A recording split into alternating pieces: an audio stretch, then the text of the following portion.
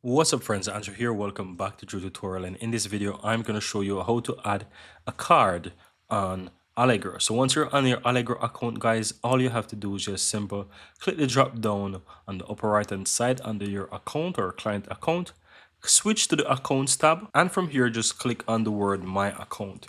It's going to take you right into your account details here, and from here you want to scroll down and look for card or payment cards, then click on the word display. It's going to basically allow you to add it.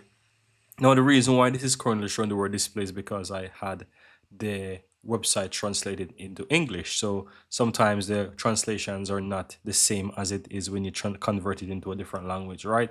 But you'll see the payment card and you just need to click there to add.